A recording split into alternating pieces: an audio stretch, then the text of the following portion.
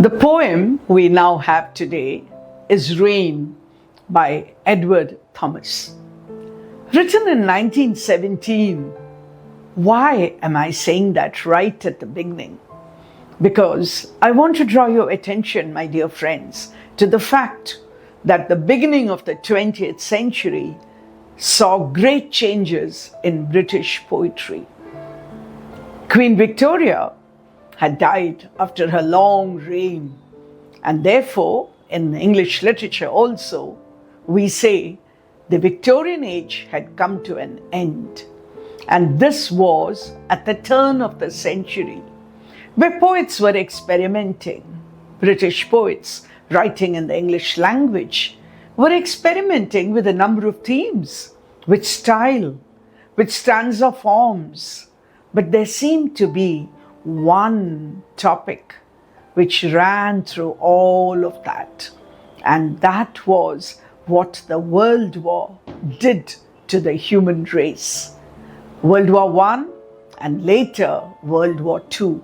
Whether the poets were at the scene of war or not, they could not but be affected by the pessimism that the war spread. Rain by Philip Edward Thomas, 1878 to 1917. A British writer of prose and poetry who actually began writing poetry quite late, at the age of 36. But before that, he was already an acclaimed critic. He had written travelogues as well as biographies. He joined the war. He was enlisted in 1915 and died in action.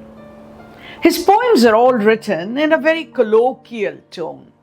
And interestingly, 19 of his poems have been set to music. He published some of his poems, but the major part of his writings were actually collected and published later. Interestingly, his wife even wrote a biography of Edward Thomas, but that was after his death. I must begin by reading the poem before I go on to talking about it. Rain, midnight rain, nothing but the wild rain on this bleak hut, and solitude and me, remembering again that I shall die, and neither hear the rain nor give it thanks for washing me cleaner than I have been since I was born into this solitude.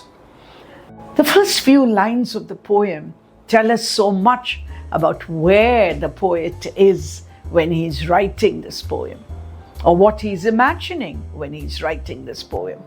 I already told you that he was enlisted into the army, and therefore he's probably thinking of the huts, the sad huts in which the soldiers lived, right?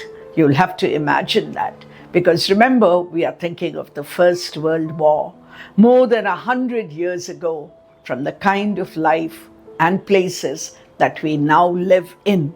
So it's the midnight rain, and there's nothing around him but the wild rain.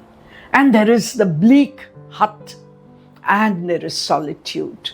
You know, for the soldier, each soldier is by himself, is in solitude, away from his family and loved ones. And if you are a soldier, and if you are in the middle of action, is it not really likely that he would think about death? As we say, in the face of death, cannon to the right of them, cannon to the left of them, sang another poet. But here he says, maybe I will not see this rain again. That acceptance that death may come to him any time.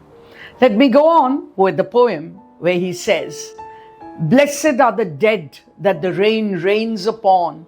But here I pray that none whom once I loved is dying tonight, or lying still awake, solitary, listening to the rain. Now, when you are away from home, you obviously think about your loved ones. And after all, death can come to anyone, anytime. So he's just saying, I hope nobody else is dying. It's not necessary that everyone who dies only in the middle of action. So they could be at home, they could be somewhere else. I hope, I pray that none whom once I loved is dying tonight, or lying still awake, solitary, listening to the rain. If the soldier is here and thinking of the ones that he loves who are far away from him at home, isn't it easy for us to understand that those who are at home are also probably thinking of this soldier, of their family member who is in that bleak hut, solitary in the midnight rain? Myriads of broken reeds, all still and stiff, like me, who have no love which this wild rain has not dissolved, except the love of death. What do I love now? Life has become so difficult. It's almost as if he's inviting death, the love of death. If love, it be towards what is perfect and cannot, the tempest tells me, disappoint. Is there anyone who is disappointed with death? Probably the answer is no to every soldier. And therefore he says, all that I'm waiting for now is death. Because death is going to relieve me from the kind of unhappiness, the difficulties that I now live in. Death be not proud, said John Donne. This is what he's probably saying here. Because once you are dead, at least you are freed from the fear of death. It's a poem, but there are critics who have suggested that it almost sounds like a soliloquy. Have you heard that word? So common in drama, especially Shakespearean drama, where one of the characters walks to the other end of the stage and allows us to imagine, the audience to imagine, that those on the stage can't hear him. Is this a soliloquy? Is it a musing on death? Another reason why it is suggested is probably the entire poem is an unrhymed verse.